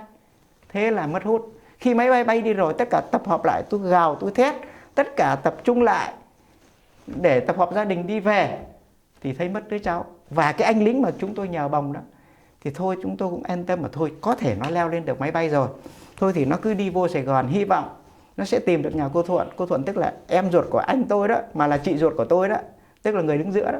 Thì rồi chắc nó sẽ đem đến đó, thì cháu mình cũng là cháu mình thôi. Nhưng không ngờ sau này, khi sau 30 tháng 4 rồi, hai bên gặp lại nhau, vợ tôi cũng ở trong đó, ra báo cho biết là cô Thuần không có ở đây. Lúc bây giờ mới biết là mất tích. Thì tôi là người nôm na là quản thụ, cổ thủ gia đình. Anh tôi lo ngoài mặt trận, tôi ở nhà không đều việc gì hết. Mất một đứa cháu thì tâm trạng nghĩ ra làm sao. Đó. Kế đến là tôi đi ở tù. Mùng 29 tháng 3 Đà Nẵng mất. Mùng 5 tháng 4 bắt đầu tôi đi ở tù. Thì cũng bị ở tù cũng vì lừa. Ở miền Nam thì họ lừa bằng cách là tất cả các anh chuẩn bị 10 ngày ăn để đi học tập cải tạo thì trở về. Còn ở Đà Nẵng thì nó lừa cách khác. Cũng phải thưa ngay với cô rằng lừa đảo thì Việt Cộng và bọn Cộng sản nói chung nó là bậc thầy. Nó cả 1001 cách lừa, mà không cái lừa nào giống lừa nào hết. Cho nên lúc nào cũng bị mắc bẫy. Ở ngoài Đà Nẵng nó lừa một cách thế này, nó nói rất thật. Mời tất cả các sĩ quan từ chuẩn úy trở lên đến tại số 2 đường Quang Trung hay đường Đống Đa chị đó, để nghe nói chuyện về tình hình đất nước. Mà đúng thật, hàng ngày radio thông báo mà quân ta tiến được tới đâu, tới ra Nha Trang, Phan Rang, vân vân và vân vân. Thì giờ nó mời nghe nói chuyện về tình hình đất nước, mình cũng nóng lòng lắm chứ. Không một người nào ở nhà hết. Tất cả đến tập trung tại đó để mà họ cho biết về tình hình đất nước. Nhưng mà chúng tôi đã làm. Chúng tôi vào cái cổng đó, nó là một cái nơm, chỉ có đi vào được thôi, mà không đi ra. Rất nhiều người từ sáng sớm, trong đó lại có câu là hãy tập hợp tại số đó, không chậm trễ. Thì tôi cũng vội vàng tôi đi, mà mình quân đội lại quen cái thói đúng giờ. Nói giờ dê là giờ dê, chứ không thể giờ dê là cộng 2 cộng 3 được. Cho nên đến cho đúng giờ. Thì anh ra đến từ sáng sớm cho đến trưa không thấy gì, không có ai nói chuyện cả, không thấy gì hết, mà người mỗi ngày một đông. Thì đứng giữa trời cho đến 2-3 giờ chiều thì nghe ở ngoài kia đã thiết quân luật, dân chúng đóng cửa hết, hàng đoàn xe đưa đến chở chúng tôi đi. Thì hí những cái vải nó rách dòm ra ngoài đường phố, đóng cửa như bưng. Té ra nó đã thiết quân luật. Và cái cuộc đời tù tội của chúng tôi bắt đầu từ ngày mùng 5 tháng 4 năm 75, chứ không phải là sau 30 tháng 4 giống như ở miền Nam. Thưa cô. Dạ vâng, thưa ông, khi mà đưa vậy thì nó chở quý ông đi đâu ạ? Nó chia làm nhiều toán lắm, nhiều nơi lắm. Vì trung tâm huấn luyện này, quận lỵ này, nhiều chỗ trống lắm. Thì nó muốn nhốt đâu mà chẳng được. Thì riêng cái toán của chúng tôi đưa về quận lỵ Vĩnh Điện. Đó, thì nhốt chúng tôi ở đó. Lại cũng lừa nữa. Cách Đà Nẵng bao xa? Cách Đà Nẵng độ khoảng gần 30 cây số, cỡ đó. Thì đại khái tôi không nhớ chính xác, mà đại khái nó khoảng chừng đó. Thì nó nhốt ở đó. Thì cái vấn đề mà khổ sở nhất, nói xin lỗi cô, đó là vấn đề vệ sinh. Nhốt đây hàng ngàn người mà ăn ở xa cạ như vậy thì làm sao? Bệnh hoạn nằm ở chỗ đó, sợ vô cùng, nghĩ lại thấy rùng mình. Sau này dần dần một thời gian cái lại tập hợp lại ngăn cấm cách ly cái, rồi hàng đoàn xe nó không nương tay. Tất cả những xe là nó tập trung xe đò của dân đem lên tống chúng tôi lên xe đi. Nó có tốn kém gì đâu, xe thì cũng dân chịu, tù thì chúng tôi leo lên xe, chứ nó đâu có cái gì đâu. Hoàn toàn bóc lột. Đưa chúng tôi lên thì khi nên ném chúng tôi lên vùng rừng núi, tức là vùng Kỳ Sơn, chả có cái gì hết. Lên trên đó nằm bờ nằm bụi như vậy, rồi mới bắt đầu đi chặt cây thế này thế kia, rồi lúc bây giờ mới về chặt tre rồi chẻ tre rồi làm kết rồi thành những cái láng cái nhà tự mình lo lấy để mà ăn mà ở. Cuộc đời ở tù bắt đầu từ đấy. Rồi khi đi ở tù thì nghe chúng nó giải thích như thế này. Thì lúc bây giờ chính phủ miền Nam Việt Nam mà nói cái gì đó đại khái cải tạo chưa đi học tập 3 năm. Nhưng mà đến khi nó lên giải thích ấy, thì nó giải thích thế này: 3 năm không phải là 36 tháng. Tôi cũng không hiểu cái lịch của Việt Cộng, 3 năm là mấy chục tháng hay là mấy trăm tháng mới là 3 năm. Còn tôi thì tôi hiểu thì là 3 năm chỉ có 36 hoặc là nhiều lắm, nếu mà có tháng nhuận thì là 37 tháng thôi. Nhưng mà đối Việt Cộng thì gian xảo thì nó cái chuyện bình thường ở huyện rồi. Thế thành ra lừa lọc. Nó bảo rằng 3 năm nó chỉ là cái mốc thời gian để đánh giá cái sự tiến bộ của các anh. Về sớm hay muộn là do các anh tiến bộ thì được về sớm. thì mà tiến bộ là như thế nào, nó đâu có cái tiêu chuẩn đâu, nó đâu có cái parem nào để mà đánh giá đâu. Thế thành ra chúng tôi ở tù. Nhưng mà phải công nhận mà nói, so với các bậc đàn anh thì tôi ở tù ít lắm, chỉ có hơn 7 năm thôi. Trong khi những đàn anh của tôi thì mười mấy năm, thí dụ như anh ruột của tôi chẳng hạn 13 năm, còn tôi thì có hơn 7 năm thôi. Nhưng mà trong đó sau khi tôi ở tù ra thì tôi lại ở tù thêm 3 lần nữa, cộng với lại một lần ở Trung Cộng. Nó đời tôi đi ở tù nhờ cái là bác và đảng cho tôi ăn cơm, mà tôi ăn cơm 5 lần tù. Đời tổng số là bao nhiêu năm ạ? Tổng số thì độ khoảng 10 năm thôi. Tại vì những lần sau á là tôi đi ở tù là vì tôi vượt biên. Tôi về tôi không có trình diện. Trên cái giấy nó ghi á là cái gì 2 năm quản chế, nhưng mà tôi không về địa phương. Vợ tôi lúc bây giờ danh nghĩa là ở trên tỉnh Đồng Nai á, nhưng mà tôi không về, tôi về Sài Gòn. Thì xin lỗi cô chứ tôi nói thật mà nói, tôi sống trốn chui trốn nhủi à. Nay ở chị này, mai ở chị khác, mỗi nhà bà chị vài ba ngày để trốn đi chỗ khác. Tôi đã có nhiều đêm tôi phải cầm cái mùng đầu của Mỹ đó, cái mùng đầu này, thắt ở cổ này, ra nằm ở nhà thờ Kỳ Đồng á. Tại vì cái ông tổ phó an ninh á, lâu lâu lại đến ông xì, ông nói tin chị, tôi biết này, tối nay nó kiểm tra hộ khẩu đấy nhá. Thế là tôi lại xách miếng ni lông, cái mùng đầu đi ra ngoài nằm. Tôi bị bắt hụt ở đó một lần. Là vì thế này, tôi đang ngủ ở chỗ hè ngoài nhà thờ Kỳ Đồng á, thì công an nó tràn vô, nó hốt tất cả những người đó để đem kinh tế mới. Đó là những người tha phương cầu thực, những cái loại như tôi. Thì cũng may là tôi lanh trí. Tôi thấy xe công an nó tràn vô thì tôi cuốn cái mùng đầu tôi cầm trên tay. Xong tôi từ từ tôi đi nép vào vách tường. Thay vì tôi đứng từ trong tôi nhìn ra, tức là tôi đối chiều với họ, thì tôi lại đứng từ ngoài nhìn vô, tức là tôi cùng chiều với họ. Thì tôi là cái người đứng quan sát những người bị bắt. Nhưng mà thực ra nếu đứng đó thì tôi là người bị bắt. Thế thành ra họ không để ý đến rồi. Tôi từ rồi tôi đi ra ngoài đường, ra khỏi cái tường rào của nhà thờ Kỳ Đồng, tôi trốn. Là tôi thoát được chỗ đó. Sau này tôi bị ở tù 3 lần nữa. Tại vì khi tôi về là tôi chỉ có đi vượt biên thôi. Tôi đi vượt biên khoảng 25 lần, nhưng mà toàn bị rớt hết. Xong rồi lại đi ở tù. Tôi đi ở tù ở Long Thành, đi ở tù ở Cần Thơ, đi ở tù ở Bà Rịa Vũng Tàu. Thì cứ như vậy mà thay phiên đi ở tù. Nhưng mà lần ở tù cuối cùng thì tôi vượt ngục. Thì tôi vượt ngục bằng cách là tôi đi ra cổng chính. Tôi đi ra cổng chính, chứ nếu tôi leo rào hoặc tôi chui rào thì nó bắn chết. Thì tôi đi ra bằng cổng chính. Thì cái này cũng không phải là tôi tài giỏi gì cả, mà là tôi đi ra bằng cổng chính vì tôi đã học được một bài học của một cái anh biệt kích nhảy toán trong tình cờ. Khi mà tôi đi ở tù cải tạo ở Vĩnh Điện, anh kể chuyện là anh ấy là tác giả cái người phá cái kho đạn vùng 3 biên giới của Việt Cộng ở đường mòn Hồ Chí Minh đó. Thì anh ta vào bằng cổng chính và anh ta ra bằng cổng chính là vì anh đã được trang bị rồi, cũng sắc cốt, cũng dép râu, cũng là đeo rồi AK K54. Anh ấy vẫy xe bồn ở đường mòn Hồ Chí Minh xin vô trong kho xăng. Thì khi mà xe đậu trước cổng là anh phóng xuống liền. Anh vô anh nói với người gác cổng, thì người gác cổng tưởng anh là trưởng xa, cho nên thấy sách cốt rồi đeo K54 rồi cũng nể cho vô. Thế là anh lọt vô. Thì anh được trang bị một thuốc nổ cực mạnh để trong bao thuốc lá đây này. Xong anh mới vô, anh đi lang thang trong đó, anh quăng cái chất nổ đó. Xong rồi anh mới liếc cái xe hồi nãy mà anh đi đó, hồi cách đây cả tiếng đồng hồ nó ra rồi. Anh vẫy cái xe khác anh đi ra. Thì cái xe đó nó lại cũng tưởng anh là người của nhà kho. Còn cái anh gác cổng thì bây giờ phải là người gác mới, phải tinh tế từng chi tiết một để cho họ không nhận dạng được. Thế thì anh lại cứ theo xe đó mà đi ra, cho nên anh lọt. Thì anh đi ra khỏi rồi, anh đi khoảng xa rồi thì trong này kho xăng phát nổ. Cái chất nổ Mỹ hợp phát, loại cực mạnh. Kho xăng mà có chất nổ thì làm sao chịu cho nổi. Mà cái phương tiện mà cứu hỏa ở cái chỗ đó làm sao mà dồi dào chữa cho được. Tan tành một cái kho ở vùng 3 biên giới. Anh đó là Trung úy Nguyễn Văn Giỏi. Đúng tên, đúng là giỏi thật. Từ bài học đó thì khi tôi bị đi tù, tôi bắt ở Bà Rịa Vũng Tàu, xong đưa tôi về Biên Hòa. Sau đó chuyển tôi ra cái trại gọi là đập thủy điện Trị An cho công an ngoài đó. Thì tôi lại có cái nghề hớt tóc. Nghề hớt tóc thì là cũng do tù cải tạo, nghĩa là hàng ngàn lượt người làm con thiêu thân cho cái bàn tay của tôi. Cho nên tôi có nghề hớt tóc rất là nhuần nhuyễn. Dùng kéo với cái lưỡi lam thôi, chứ phương tiện tù làm gì cũng có đầy đủ đồ nghề. Nhưng mà tôi hớt rất là đẹp.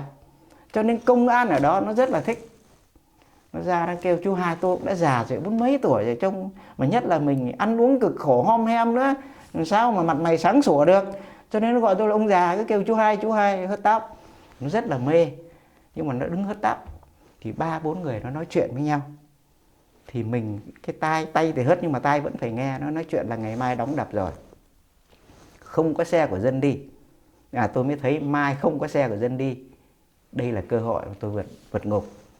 Thì ngày mai không có xe dân đi, mình phải táo bạo. Thế tôi đã hàng chục ngày trước, tôi cứ ra cái chỗ cột đèn sáng nhất ấy, tôi ngồi dưới đó để cho người lính gác họ trông thấy tôi ngồi dưới đó. Chứ tôi không có giấu đốt, không có len đốt, nó bắn chết ạ. Thế ông già, sao không đi ngủ? Tại vì tôi hớt tóc quen, nói chuyện tầm phào nó quen rồi. Đâm cho trở thành thân thiết, đâm cho tin tưởng. Bảo tôi bây giờ khổ quá, tôi có nghề hớt tóc ở chỗ nhà thờ Dòng Chúa Cứu Thế. Bây giờ tôi đi thế này thì địa phương sẽ tịch thu chỗ của tôi thôi. Về tôi còn gì nữa mà bọn nó lừa tôi, nó cho vượt biên mà nó có đưa đâu. Nó lấy tiền taxi, bây giờ tôi bị bắt như thế này. Tôi than mây khóc gió dữ lắm. Nhưng mà thực ra con tàu đó là do tôi và một anh bạn cùng khóa 20 võ vệ của tôi đóng. Mà tôi thì lại là người lái tàu luôn. Nhưng mà tất cả những người đều học tập được cả rồi. Nói là tả cái người tài công là người 10 mấy 20 tuổi mặc quần đùi đen, trên tàu đâu có ai đâu, có tôi ông già rồi. Thành ra không qua mặt đấy. Thế thì tôi mới nắm cái yếu tố là ngày mai nó sẽ trốn thoát, nó sẽ đóng đập.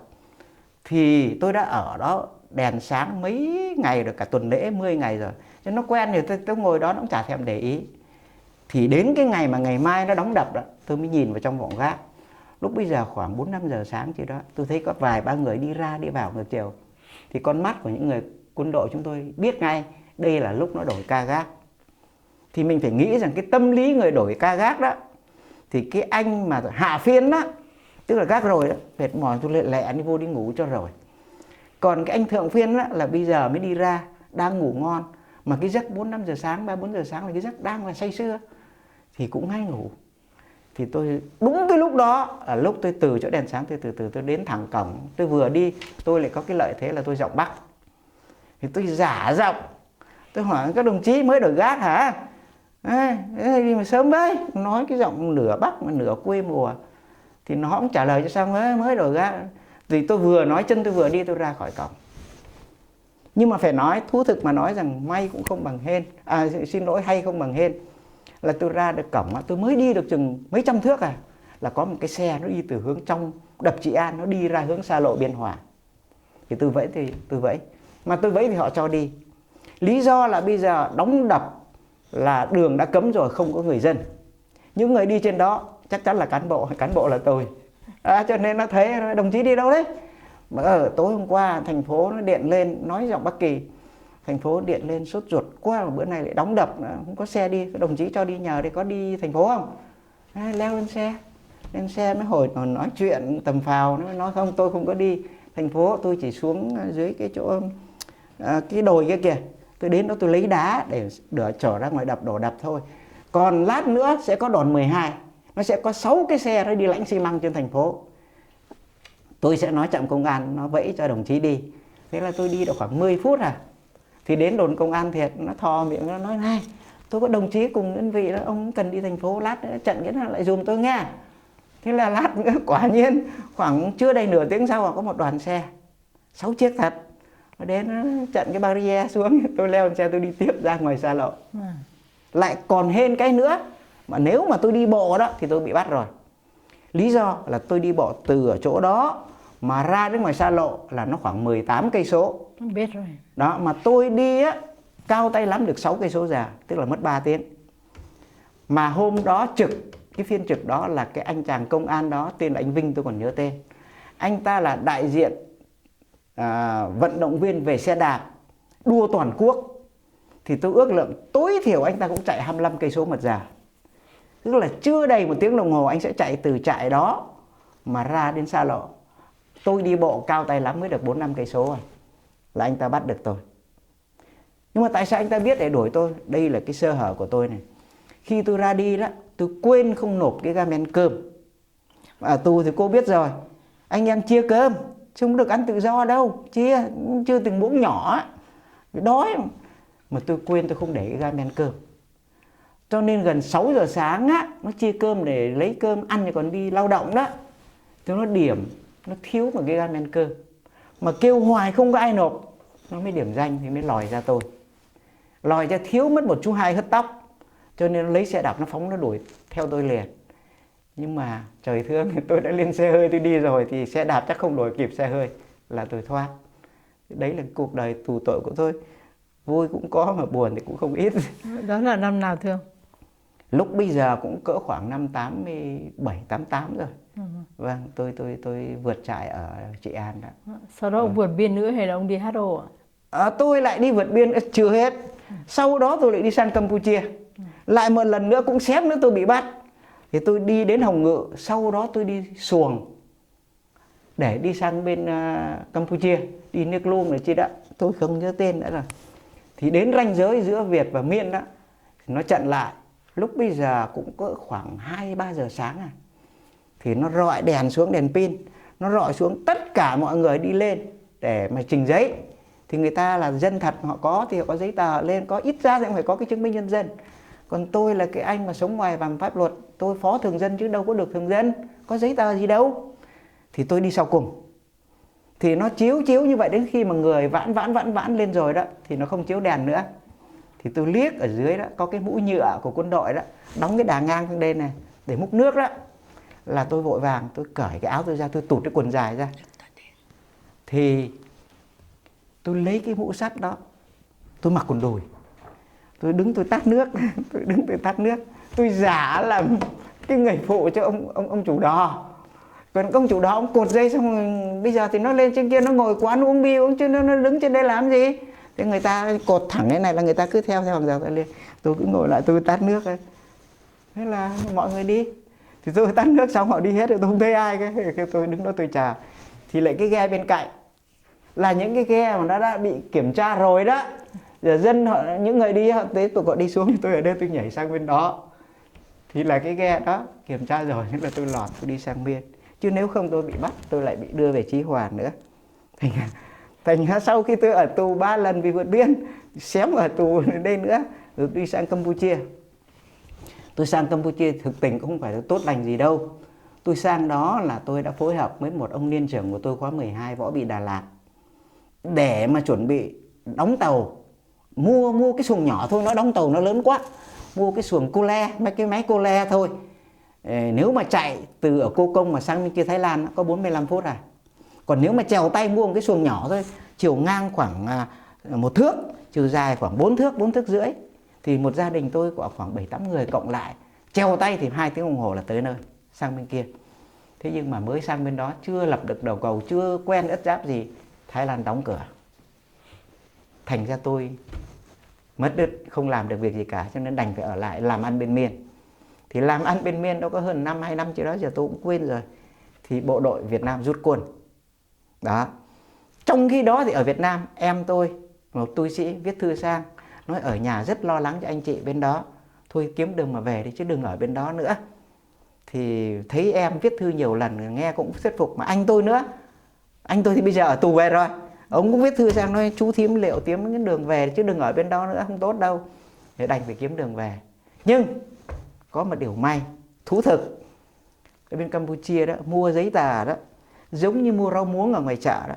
Giá nào cũng có, giấy tờ thật, giấy tờ giả có hết. Và cách liên lạc với công an không phải giống như cái thói quen người Việt Nam mình. Khi mà làm cái gì lậu đó thì sầm xì rồi phải nhờ người trung gian như thế này thế khác. Không, bên kia nói cái gì là nói thẳng.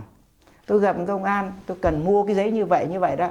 Nó có loại, giấy tạm trú có, giấy đi tạm có, mà giấy chính thức có. Thì ông cần giấy nào? Thì tôi mua cái loại đắt nhất. Tức là tôi mua giấy thật. Tôi có hộ khẩu thật tại Srop Rosikeo. Thế thì đúng rồi, huyện Rosikeo. Mới đầu thì tôi ở Phum gì bây giờ tôi quên mất tên rồi. Sau đó tôi lại làm được một cái giấy của tòa đại sứ Việt Nam tại Campuchia, tại Phnom Penh đó, để tôi trở về Việt Nam, vì tôi là Việt kiều yêu nước. Việt kiều yêu nước. Thế đến khi mà tôi có giấy tờ chính thức và có hộ khẩu chính thức của Campuchia, giấy tờ chính thức đường hoàng, đóng dấu của tòa đại sứ Việt Nam tại Campuchia cũng chính thức, thì tôi về, tôi nộp cho quận Tân Bình, là cái nơi mà tôi tạm trú đó. Tôi nộp đó, bây giờ tôi mới khai ra, tôi mới thú thực, bây giờ tên tôi mới là Phạm Văn Hồng. Chứ còn tôi nhiều tên lắm, toàn tên ma, tên cội, tên đi ở tù, tên vượt biên, là toàn tên lậu không hà. Thế nhưng mà những tên đó là những tên của người bạn tôi. Để làm chi? Để bà xã tôi có thể biết tên những người đó mà hình dung ra, để có gì kêu tên nó trúng về mình gian thì khi nào nó cũng lòi ra. Bây giờ tôi về tôi mới khai tên thật. Và tôi lên công an thành phố tôi mới khai đây này, tôi về từ năm này đến này. Nhưng mà vợ con tôi là làm nghề buôn trà, cho nên bán trà ở Châu Đốc. Mà những người Châu Đốc với Campuchia thì họ quá quen thuộc, cho nên họ rủ vợ tôi bán lên trên đó. Thì vì đường dây đó cho nên tôi mới biết được Campuchia. Mà vợ tôi thì nói rằng bây giờ tôi về thì tôi không làm ăn chi được, thôi thì đi theo vợ sang Campuchia làm ăn. Cho nên tôi đi sang Campuchia. Và bây giờ tôi trở về thì xin cho tôi được tạm trú. Tôi nói rất là lớp lang, đúng như thiệt vậy. Thế nhưng mà khi mà tôi nộp hộ tạm trú thì bảo không, anh không phải là gốc thành phố, anh không thể ở đây được. Bây giờ không, tôi là gốc tạm trú, gốc thành phố. Là vì tôi còn cái sổ gia đình. Cái thời tôi còn học sinh, tôi đi học ở Sài Gòn, tôi học ở Hưng Đạo, tôi học ở Đại học Khoa học Sài Gòn đó, tôi còn. Ông anh tôi giữ được trong hồ sơ cũ lắm rồi. Tôi moi tờ đó ra còn, tôi nộp vào đây. Cái này tôi là người gốc thành phố.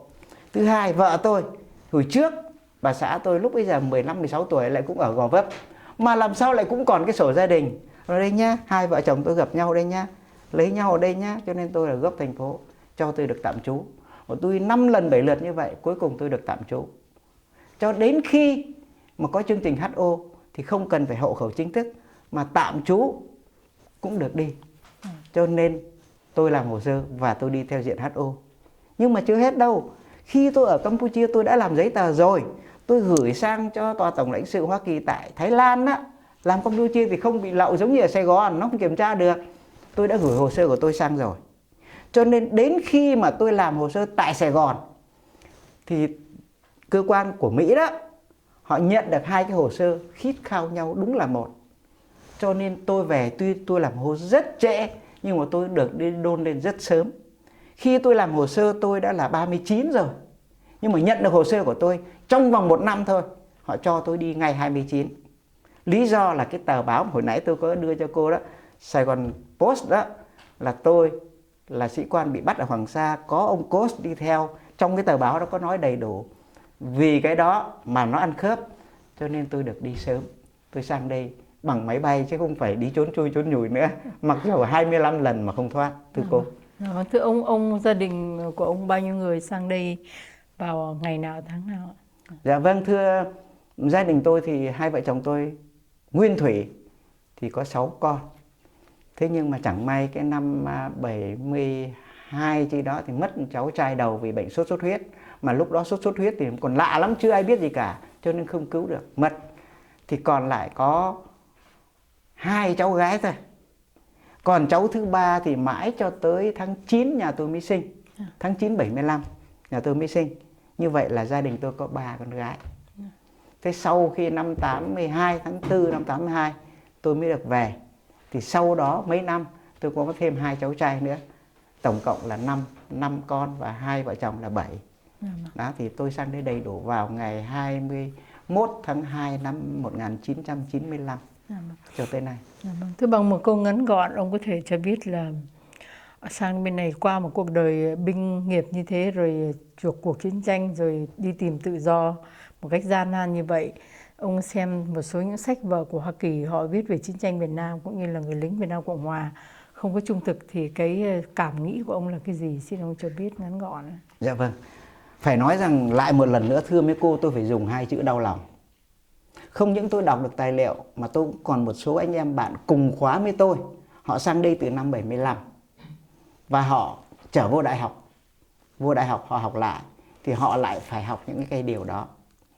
Thì trong số này có một anh bạn của tôi đã viết về điều này và anh ta đã cãi lại với cái ông giáo sư hướng dẫn. Vì họ nói không trung thực. Rất đau lòng. Chúng tôi đánh nhau như vậy và chúng tôi không phải là tự kiêu. Thế nhưng mà so sánh tinh thần chiến đấu, chưa chắc gì người Hoa Kỳ đánh nhau mà can trường can đảm hơn người Việt Nam. Tôi phải khẳng định như vậy. Tôi nhìn nhận rằng về vấn đề yểm trợ vũ khí dồi dào thì chúng tôi thua. Nhưng mà tinh thần chiến đấu chúng tôi không thua. Và dùng cái chữ này không biết có đúng hay không, về cái ma lanh đó của người Việt Nam thì chắc chắn là không thể nào thua người Mỹ được. Chỉ có từ bằng tới hơn mà thôi. Ấy thế mà khi sang bên đây đọc qua báo chí cũng như là tiểu sử, con tôi nó cũng đi học, về nó kể lại với tôi nghe tôi rất là đau lòng. Hoàn toàn sai.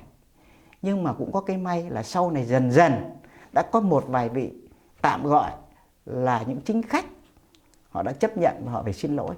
Thí dụ như Đại tướng Westmoreland đã phải ngỏ lời xin lỗi quân lực Việt Nam Cộng Hòa, thì nó cũng nguôi ngoai đi phần nào. Nhưng mà nếu nói về nhận xét của tôi ấy, thì tôi rất không hài lòng về những người làm truyền thông của Hoa Kỳ. Chính họ là những người đã lèo lái cái tinh thần cuộc chiến đấu. Họ làm cho người dân Hoa Kỳ không có thiện cảm với quân lực Việt Nam Cộng Hòa. Cái đó đều do truyền thông hướng dẫn, theo tôi suy nghĩ. Thì tôi nghĩ rằng họ là những người tài ba, nhiều phương tiện thế này thế khác.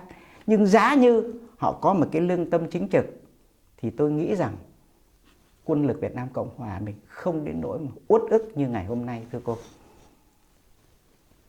Vâng, thưa thì xin chân thành cảm ơn ông đã bỏ rất nhiều thời giờ để nói đến những cái quãng đời mà ông trải nghiệm qua như một cái bài học cho những người trẻ và những người muốn tìm hiểu về người Việt Nam cũng như chiến tranh Việt Nam. Một lần nữa chúng tôi xin chân thành cảm ơn ông Hồng rất nhiều. Dạ vâng. Vâng, xin cảm ơn cô đã cho tôi có cái dịp để mà bộc bạch cái tâm tư của mình. Tôi xin hết lòng cảm ơn. Dạ vâng, cảm ơn.